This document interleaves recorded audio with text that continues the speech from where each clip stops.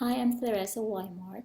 I'm going to talk to you about the approaches to systems development and the management of systems development projects. First, let's talk about the approaches to systems development. There are basically two approaches to the development of computer-based information system. These are the pre-specification approach and the prototyping approach. Let's look into these two methods. First, the pre-specification approach. The pre-specification approach to systems development divides the effort into analysis, design, and the programming. As mentioned earlier in the previous topic, the analysis stage involves an investigation into the information needs of the organization. These needs form the basis for the design of the information system. The design serves as a blueprint from which the system is implemented or coded into a program. As you can see, this approach actually recognizes overlaps between the analysis and the design phase, and between the design and the implementation phase or the programming. This approach seems logical, but it could be problematic when it comes to developing larger systems, since analysis is a continuous process that may eat too much time. If the client has to wait for years before he can actually see even a portion of the system working, then he might change his mind even before the analysis is completed. This is where the next approach comes in, the prototyping approach. Prototyping approach is basically the same as the pre-specification approach, except that a prototype is included in the earlier development. A prototype is a scaled-down model of the system to be developed. It performs the more fundamental operations of the proposed system. Through a prototype, a communication between a client, which includes the user, and the developers become more open, and it will also make it easier for the client to communicate his needs to the development team. And the development team may even find it convenient and appropriate to develop the system by simply expanding the prototype into a full-scale system. In this next slide, I'm going to share to you a friendly interview I did with my friend who is a former colleague from an IT industry. Basically, I was in the internet searching on the approaches to systems development, and I found out that there are several of them with different terms used. So I thought maybe I should just ask people and see what approaches they do. So here's one. This is Donna. She's a senior manager in the US. So the approaches they did in the company is the waterfall approach. It is a common method used, which is going through SDLC in a sequential and controlled manner via use of stage gates. And I asked if there are any overlap on the stages, and she said there's no overlap on waterfall unless there's a waiver for the stage.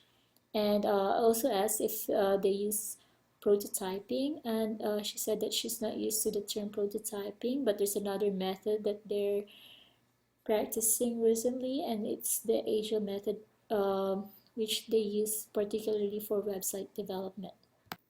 The next topic is the management of systems development project.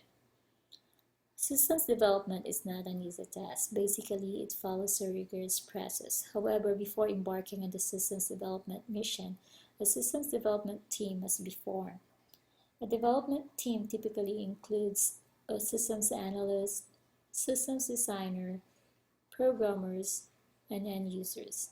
Systems analyst is responsible in ensuring that the requirements of the business clients are captured and documented correctly before a solution is developed and implemented. Systems designer is responsible for understanding the business requirements and designing a solution that will meet the business needs. There could be several potential solutions that will meet the client needs, and the designer determines the best approach. Programmers are responsible for the actual building or developing of the specific programs that meet the specifications. And lastly, the end users represents the people who will actually use the deliverables of the projects, or the people who are going to be working with the system on a regular basis. I'm going to share to you this website for additional details on the project roles and systems development. Basically, this site is really good. It uh, made a comparison of the team roles compared to the people involved in building a house. So, say the systems designer to an architect, and it's really good. So do check it out. I'm going to share to you more of the interview I did with my friends. So I asked them on how they form a systems development team and what are the factors they consider. First with Donna, she mentioned that forming a systems development team starts with understanding the requirements of the project or client for that matter, and followed by the creation of the project plan or delivery plan. Next is the identification of the skills needed to deliver it along with the necessary technologies, determining the right location to deliver based on budget and support coverage, and finally start hiring or deploying the resources up to onboarding each of the project team. And these are the factors that she said they consider. Next one is with Tree. Tree is a friend of mine who's a top executive in one of the multinational companies in the Philippines. Um, she said that when you're forming a team, of course, you should have the key roles identified. You may need an application architect, a technical lead, test manager, developers, and testers. But this still depends on the scope, if it's full system development or just a portion, say build to test only. In actual work, for them, cost is a big consideration. They said that they have to make sure that they're aligning it with the planned cost because it is important that they're making the gross profit solution for the project. They can get all the experts they want, but if they will end up overshooting their budget, then the profitability goes down the drain, and that's no good. To oversee the entire development activity, a project leader is selected from among the members of the team.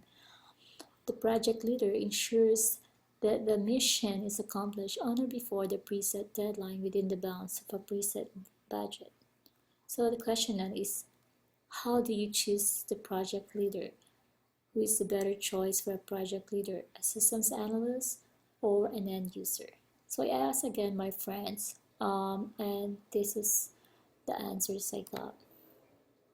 For Donna, a project leader should be selected based on the business need primarily and his ability to meet that need. And next is his capability and experience in supporting the size of the project. And lastly, his skills in managing the people and in implementing the project plan. Preference of having the systems analyst or an end user will depend on the project.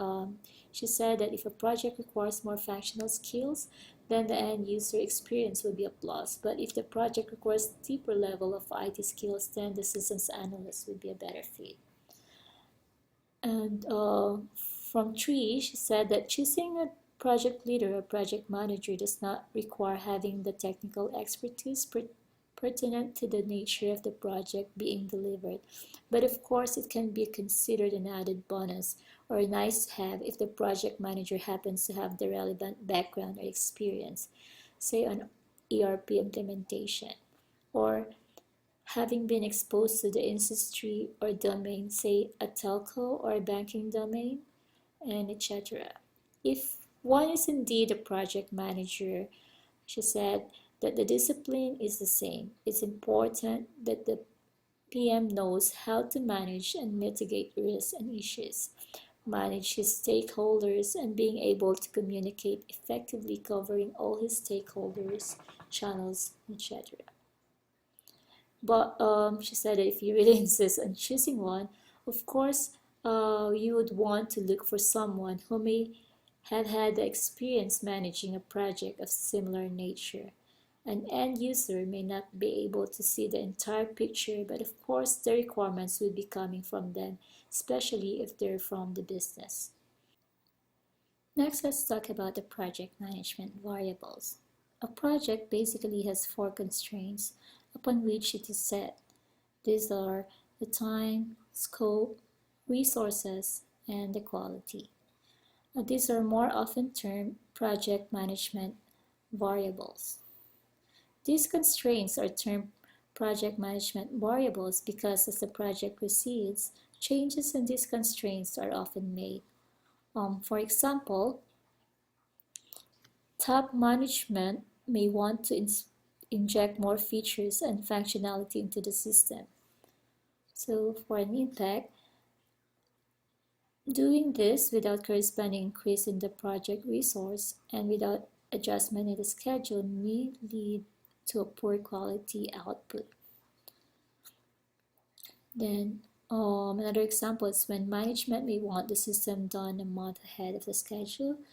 Impact would be if commensurate adjustments in the scope and project resources are not made, then the system delivered may not be of the desired quality.